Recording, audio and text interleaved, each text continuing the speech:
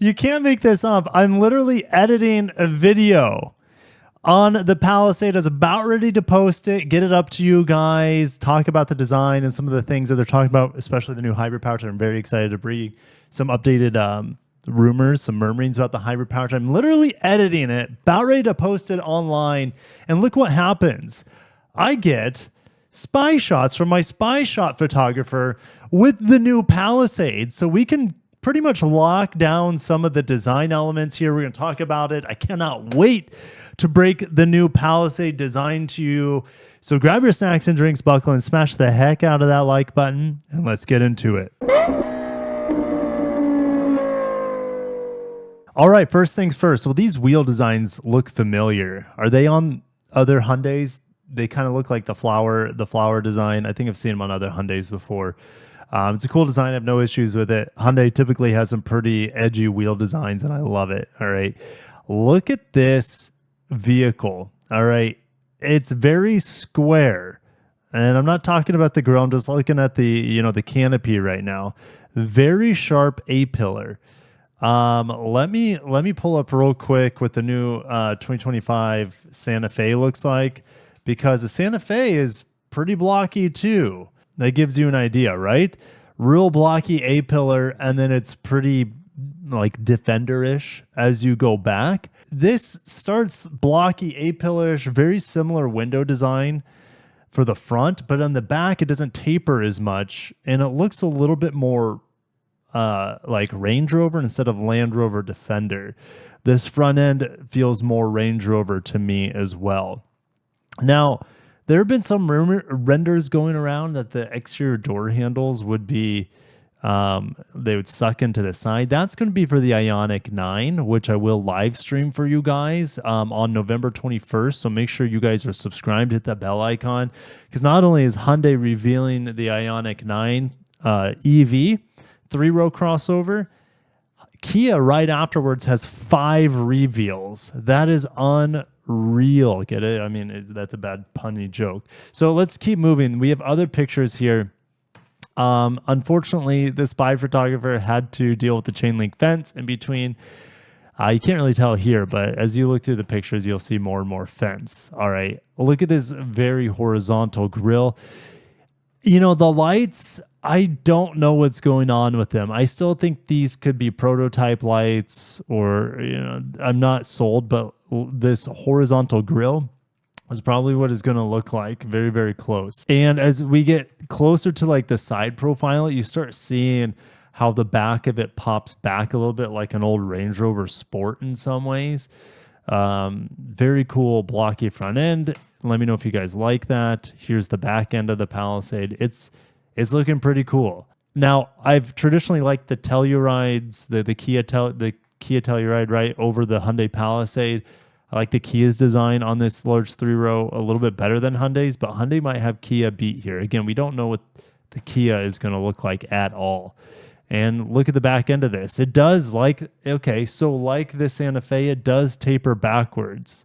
Now, what's interesting is that the Santa Fe got bigger and has 3 rows of seats now. So you're going to have 2 large 3-row vehicles in the Hyundai lineup. I guess if you look at Toyota, they have the Highlander, the Grand Highlander. Maybe that's a little bit the same thing, but the standard Highlander for Toyota is supposed to be discontinued soon for an EV model. The back design, well, the rear taillights look very similar to what we have now. Will they go light bar? I highly doubt it. That's my thumbnail from earlier today. But I like the design. I like what I'm seeing here. It looks more mature, doesn't look as granny-like as the current Palisade. So Hyundai, well done here. But let's go ahead and head over to the Korean car blog. So we got some fascinating information coming out. But there's one piece right here. The Palisade LX3 has a huge battery. So I want to talk about this because it's quite exciting. This is going to rival the Toyota Grand Highlander hybrids. It's going to rival, well, who else? The CX-90. I'm trying to think of the large vehicles that have a hybrid to them. There's only 2 jumping out to me right now. I'm sure there are others, but Grand Highlander, large 3-row hybrid, and then you have the inline-6 mild hybrid from Mazda, the CX-90, as well as a plug-in hybrid version of it. But check out what they're doing here. Instead of offering a plug-in hybrid, which they could, I guess, I just don't think it's high on their list. But the Koreans move really fast. So if they had an adequate plug-in hybrid system for this, they could put it in there if the demand is there for it. But anyways, well, so they're getting rid of the V6. I know it's going to piss off some people. So they're getting rid of the V6 and they're replacing it with a 2.5 turbo. 2.5 turbo is a really torquey and powerful powertrain. It's not as smooth as the V6. I'll just say that, but it is adequate. The thing is, it's typically hamstrung by the transmission that it's connected to. But if you hybridize it, which they will, so you'll have a non-hybrid 2.5 turbo, and then you'll have a hybrid 2.5 turbo. But if you hybridize that 2.5 turbo, it's going to be more fun to drive because seemingly with Hyundai's turbo engines, in order to meet the emissions regulations and the fuel economy regulations here in the United States, they really dumb down the ECU and the transmission logic, and they're just not fun to drive. They're really laggy and not responsive. You pretty much have to drive those cars in sport mode exclusively, at least for me. And I'm not like an aggressive driver, but I want my cars to be responsive, and their turbos, despite having tons of power and torque on paper, have been, I guess you could say, neutered due to the emissions regulations here. But if you hybridize it, you don't have to worry about emissions nearly as much, and then you can make the car as fun to drive as it should be. Okay, now this is what's crazy. You have a huge battery here. Typically, on a large vehicle like this, you'll see 1.5 to maybe 2 kilowatt hours of a hybrid battery, not plug-in hybrid. Plug-in hybrid is totally different. But this is the largest battery I've ever heard of going into a hybrid. When you do that, it adds weight to the vehicle. All right.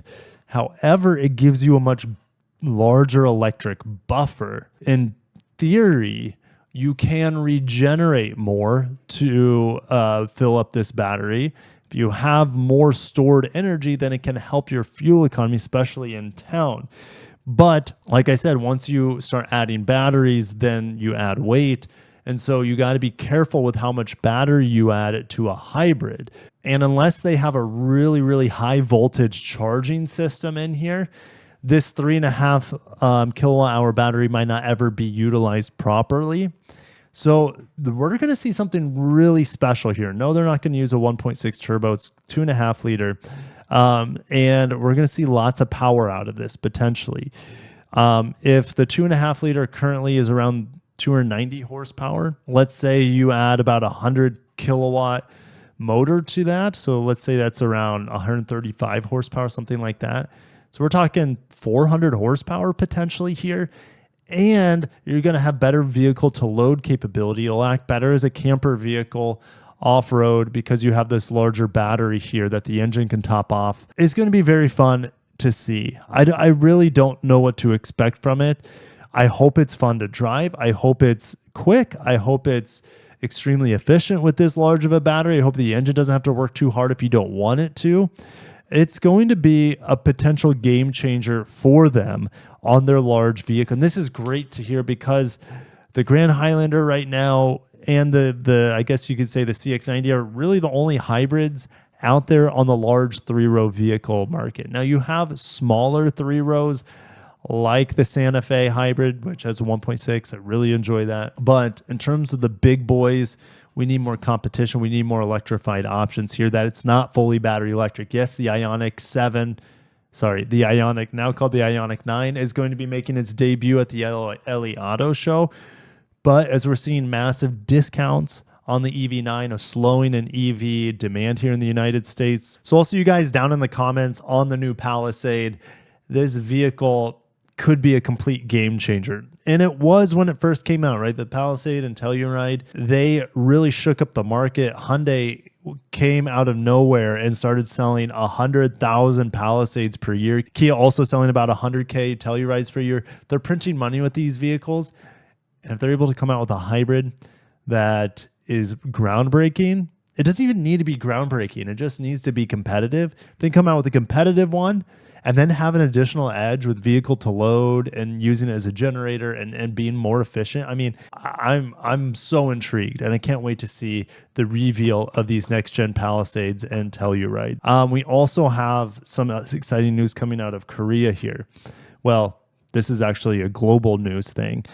Hyundai has a new president, Jose Munoz. He's a native of Spain and a US citizen, but he had stints with Toyota early in his career, and then he was with Nissan for 15 years, and he's been with Hyundai since 2019.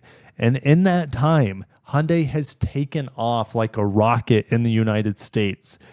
Hyundai and Kia have so much more brand equity. People respect the brands a lot more now. Their products are fantastic, good design, good tech, always updated, and they're doing the right things. And so what better? I think this is a genius move from the board. I guess is a board decision for Hyundai over in Korea, putting this man in charge. I think he's going to really help Hyundai continue to grow and continue to offer excellent products. So that's the big news for Hyundai and Kia. Thank you guys for watching. Stay tuned for more Hyundai, Kia, Genesis news. Peace out.